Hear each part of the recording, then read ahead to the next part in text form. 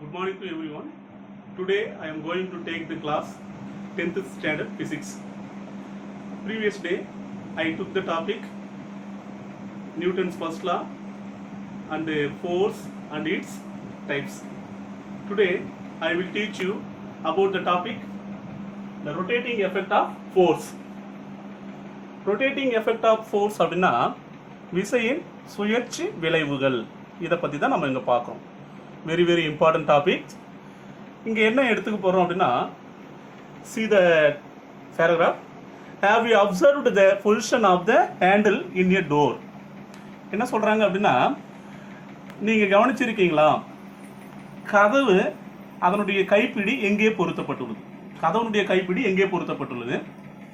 It is always placed at the edge of door and not at some other place. Why? மற்ற இடங்களில் அந்த கைப்பிடி பொருத்தப்படாமல் அந்த கதவுனுடைய விளிம்பில் பொருத்தப்படுவது காரணம் என்ன? அதனுடைய ரீசன் என்ன? It is always placed at the edge of the door and not at some other place. Why? Have you tried to push a door by placing your hand closer to the hinges or the fixed edge?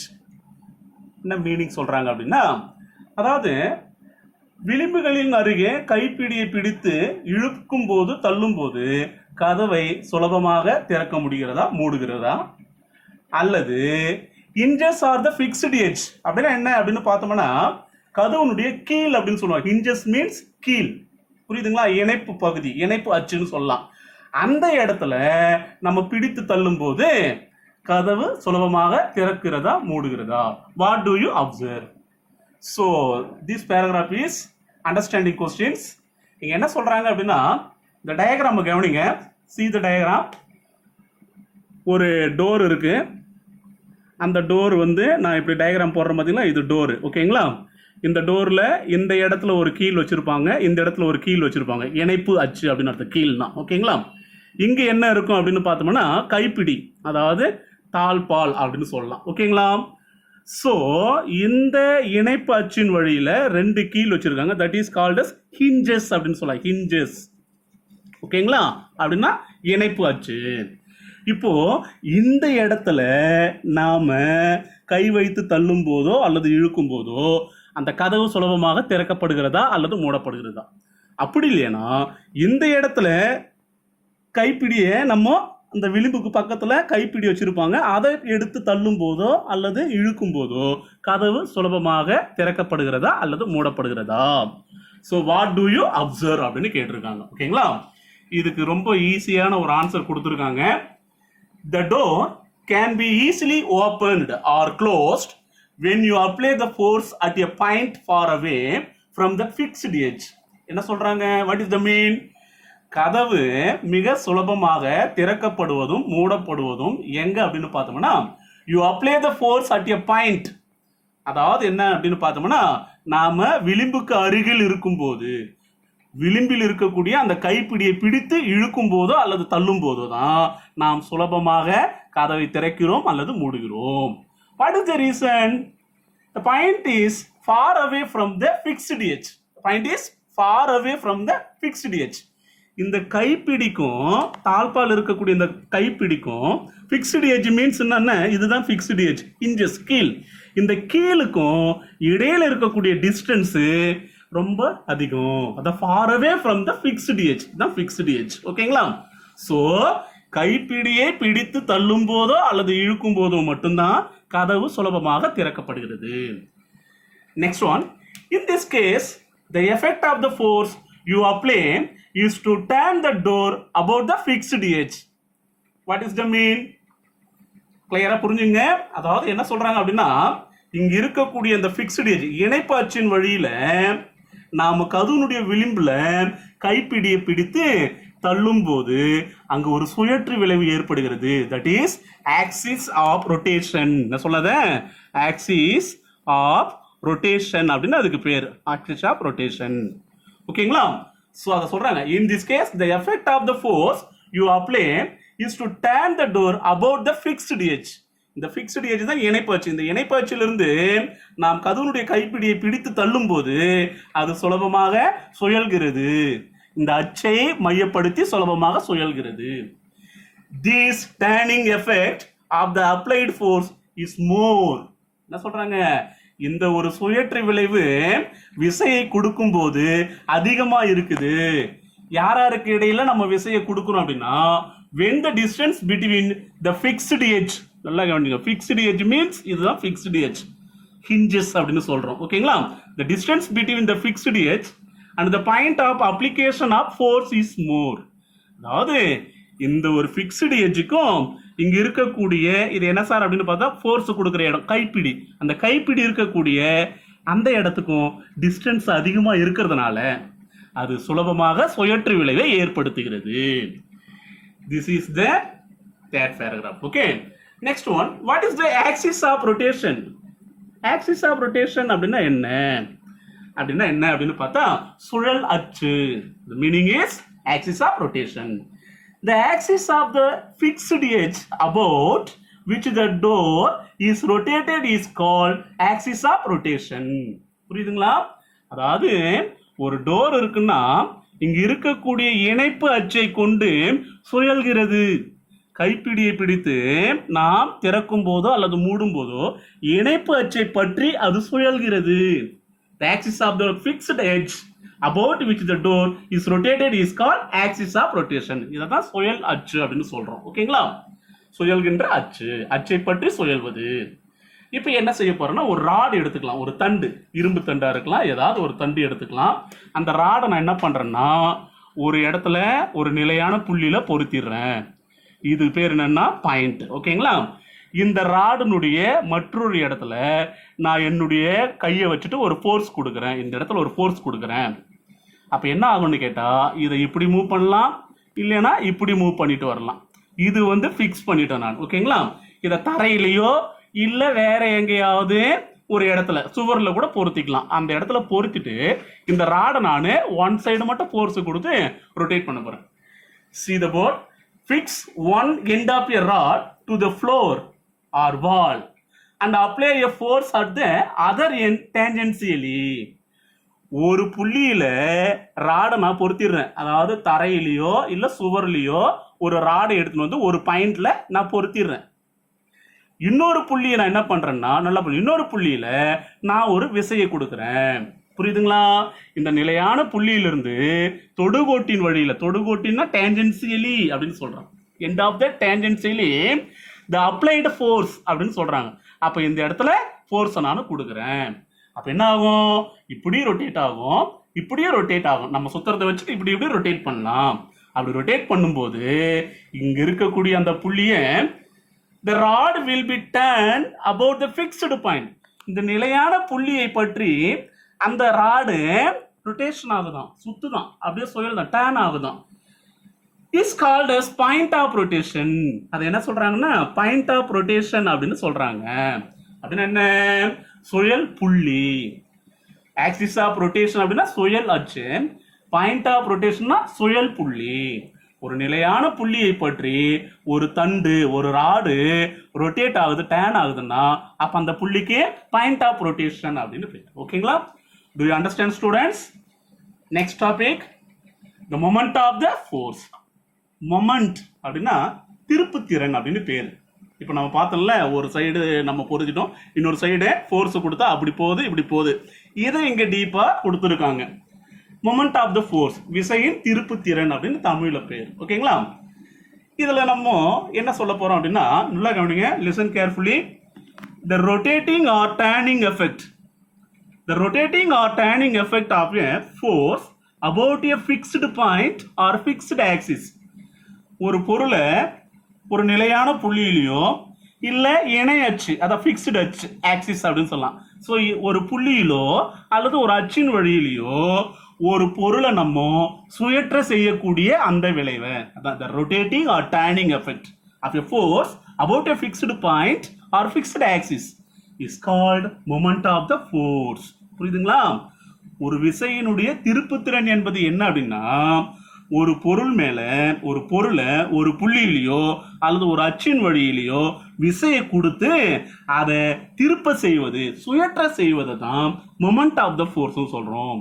Another name is torque. Torque is nothing but moment of the force அப்படின்னு சொல்லிக்கலாம். ஓகேங்களா? Do you understand students? Next paragraph, it is measured by the product of the force. கவனிக்கணும், formula சொல்றதுக்காக இதை கொண்டு வரோம். இதை எப்படி நம்ம புரிஞ்சுக்கலாம், எப்படி அண்டர்ஸ்டாண்ட் பண்ணலாம், ஃபார்முலாவில் எப்படி கொடுக்கலாம் அப்படின்னா, it is measured by the product of the force. Product is nothing but multiplication. ஓகேங்களா? Product of the force and the perpendicular distance. அதாவது எஃப் ஒன்று கொடுத்துருக்காங்க, நெக்ஸ்ட் ஒன் டி டிஸ்டன்ஸ். இது என்ன சார் அப்படின்னு பார்த்தா ஃபோர்ஸ், இது என்னங்க சார் அப்படின்னு பார்த்தா டிஸ்டன்ஸ். இதை தான் நம்ம ஃபார்முலாவை கொடுக்க போறோம். So product of the force and the perpendicular distance D. அந்த டிஸ்டன்ஸ் யாருக்கு இடையில? Between the fixed point or the fixed axis and the line of action of the force. Fixed point, the fixed axis and the line of action of the force. என்ன சொல்றாங்க பாருங்க. See the board. Here I draw the line. This is the fixed point or fixed axis. எடுத்துக்கலாம் எப்படினாலும். இந்த இடத்துல ஒரு force நான் கொடுக்குறேன், இந்த இடத்துல ஒரு ஃபோர்ஸ் கொடுக்குறேன். இந்த ஃபிக்ஸ்டு பாயிண்ட்டுக்கும் இந்த ஃபோர்ஸுக்கும் இடையில இருக்கக்கூடிய distance D. Okay, so distance between the fixed point to the line of the force. புரியுதுங்களா? அப்போ இந்த புள்ளிக்கும் நான் கொடுக்கக்கூடிய இந்த ஒரு ஃபோர்ஸுக்கும் இடையில இருக்கக்கூடிய அந்த தொலைவை தான் டின்னு சொல்றாங்க. ஸோ டினுடைய மீனிங் புரியுதுங்களா? ஸோ இந்த இடத்துல ஃபோர்ஸ் கொடுத்தா ஒன்று இப்படி ரொட்டேட் ஆகும், நான் இப்படி கொண்டு வந்தா இப்படி ரொட்டேட் ஆகும். This is the moment of the force. ஓகேங்களா? So repeat again, listen carefully. It is measured by the product of the force F and the perpendicular distance between the fixed point or the fixed axis and the line of the action of the force. என்ன சொல்றாங்கன்னா, விசைக்கும், நல்லா புரிஞ்சுங்க, விசைக்கும் அவனுடைய தொலைவுக்கும், தொலைவு யாருக்கு இடையில? ஒரு புள்ளியிலோ அல்லது ஒரு இணைப்பு அச்சின் வழியிலோ செயல்படக்கூடிய விசையினுடைய தொலைவுக்கும் இடையே இருக்கக்கூடிய அந்த செங்குத்து தொலைவு தான் டிஸ்டன்ஸ்னு சொல்றாங்க. So tau equal to f into d. See the formula, tau equal to f into d. This is the torque, another moment of the force. Okay, torque is nothing but vector quantity. Torque ஒரு 1 மார்க்ல கேக்குறாங்க, it is a scalar or vector? Torque is a vector quantity. Vector quantity னா அதுக்கு என்னவெல்லாம் இருக்குன்னா vector symbol இருக்கும். ஓகேங்களா? Next வந்து direction இருக்கும், vector and magnitude அதுக்கு இருக்கும். Its unit, SI units, Newton meter. SI unit is Newton meter. Torque nude SI unit. Next one, it is acting along the direction. அதனுடைய திசை எப்படி இருக்கும்? அந்த டார்க் உடைய திசை எப்படி செயல்படும்? எந்த வழியில செயல்படும்? நான் முன்னாடியே சொல்லிட்டேன். Perpendicular to the plane containing the line of action of force and the distance. இந்த ஒரு பாயிண்ட் இருக்கு பாத்தீங்களா, ஃபிக்ஸ்டு பாயிண்ட். அந்த பாயிண்ட்ல இருந்து அந்த ராடுன்னு சொல்லியிருக்கோம், இல்லை வேற ஏதாவது ஒரு தண்டு எடுத்துக்கலாம். ஓகேங்களா? இந்த ஒரு பாயிண்ட்டுக்கும் இந்த ஒரு பாயிண்ட்டுக்கும் இடையில இருக்கக்கூடிய டிஸ்டன்ஸ். ஸோ டார்க்குடைய டைரக்ஷன் எப்படி இருக்கும் அப்படின்னு பார்த்தோம்னா, perpendicular to the containing the line of action of force. நான் இந்த ராடுனால கொடுக்கக்கூடிய அந்த ஃபோர்ஸுக்கும் தளத்தின் திசையிலே இருக்கக்கூடிய அந்த ஃபோர்ஸுக்கும், அது மட்டும் இல்லாமல் அந்த ஃபோர்ஸ் வந்து இந்த தளத்தில் மட்டும்தான் செயல்படும், இந்த ஆக்சிஸ்ல இருந்து இந்த தளத்துல மட்டும்தான் செயல்படும். இது ரெண்டுத்துக்கும் இங்க இடையில தான் இங்க இருக்கக்கூடிய டைரக்ஷன், டார்க்குடைய டைரக்ஷன் இருக்கும். So repeat again, it is acting along the direction perpendicular to the plane containing the line of action of force and the distance.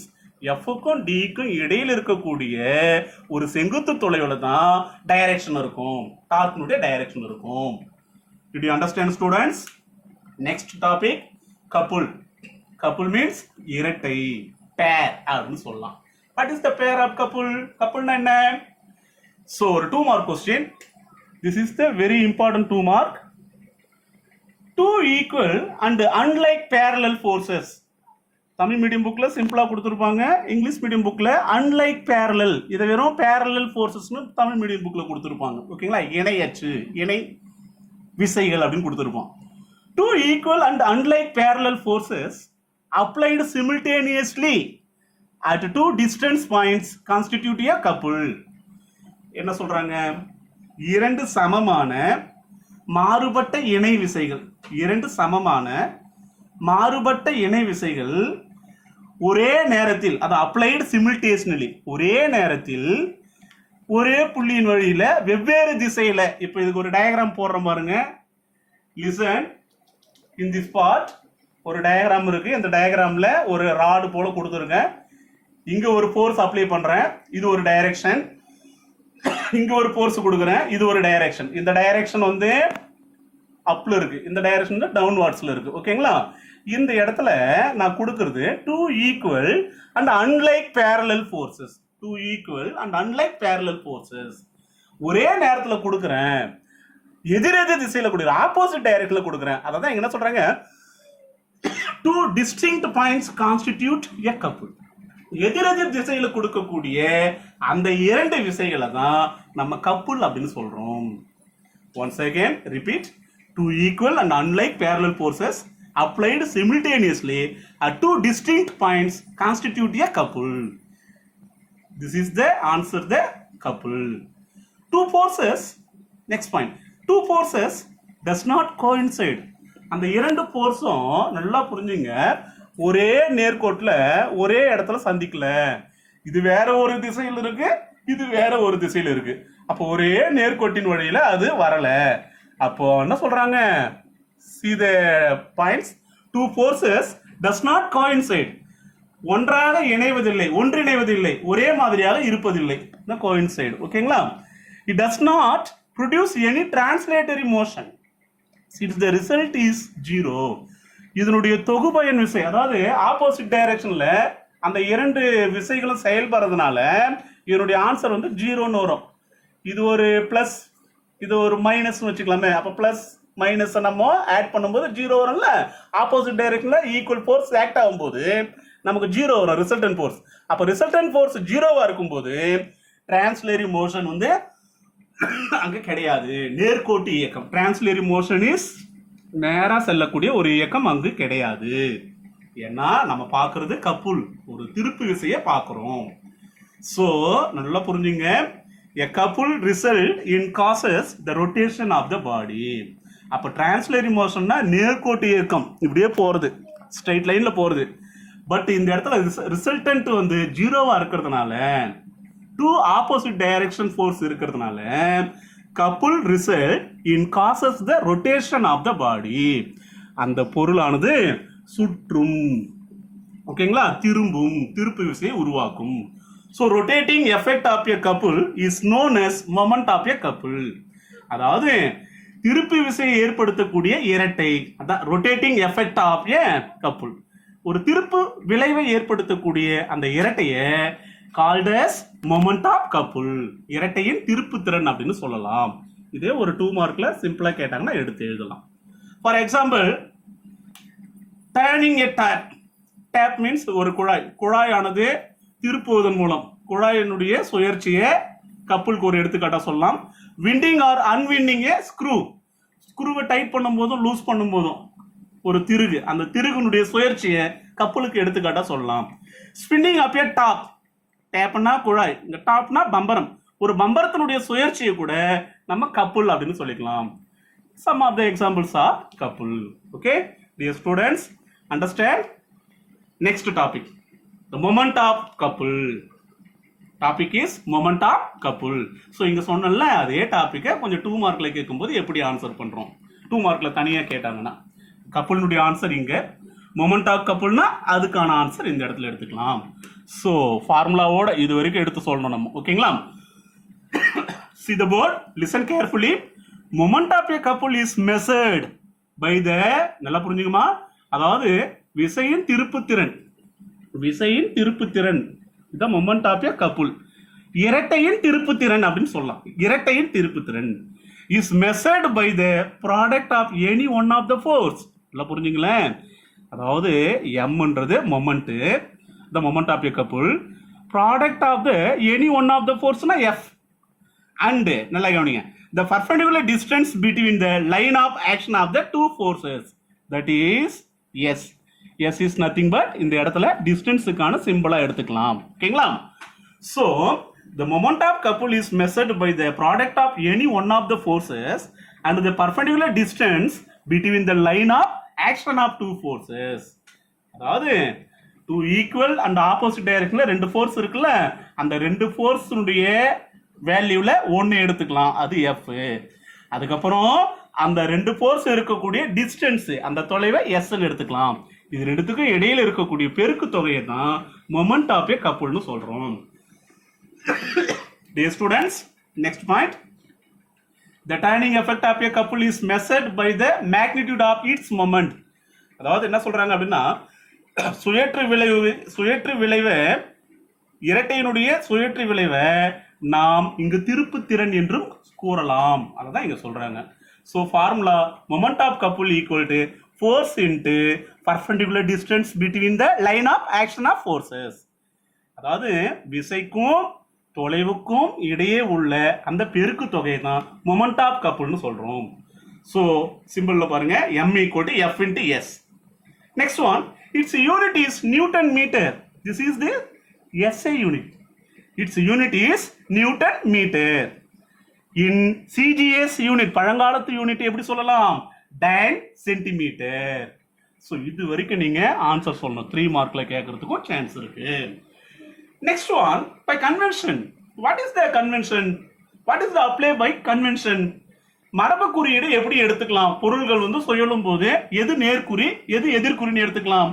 By convention, the direction of moment of force or couple, அதாவது இரட்டை அல்லது இரட்டையினுடைய திருப்புத்திறன். புரியுதுங்களா? இதனுடைய குறியீடுகளை எப்படி எடுத்துக்கலாம்னா, is taken as positive, நேர்குறியாக இருந்தா ஒரு பொருள் சுற்றும் போது நேர்குறி என கருதணும்னா, if the body is rotated in the anti-clockwise direction, அதாவது இந்த திசையில ஒரு பொருள் சுத்துதுன்னா, கடிகார திசைக்கு எதிர் திசையில ஒரு பொருள் சுத்துதுன்னா அது ஆன்டி கிளாக்வைஸ் டைரக்ஷன். அப்ப அதை நான் என்ன செய்யணும்னா நேர்குறியீடா எடுத்துக்கணும். சப்போஸ் நெகட்டிவ் சிம்பிளா எடுத்துக்கிறோம், convention is negative if it is rotate in the clockwise direction. Clockwise direction என்ன? கிளாக்வைஸ்னா கடிகார திசை சுத்துது பாத்தீங்களா, அந்த திசையில சுத்தின்னு வருதுன்னா இது மைனஸ் சிம்பிள்ல எடுத்துக்கணும். This is the convention. Okay, moment of கப்புள்னுடைய கன்வென்ஷன் வெரி இம்பார்ட்டன்ட். 2 மார்க்ல கேட்டாங்கன்னா ஈஸி ஆன்சர் பண்ணலாம். Okay, did you understand students? Here these questions, all the questions are 2 mark question, very important. கொஞ்சம் தயவு செய்து பாருங்க. If you have any doubt, please ask me, I will clarify. Okay, thank you.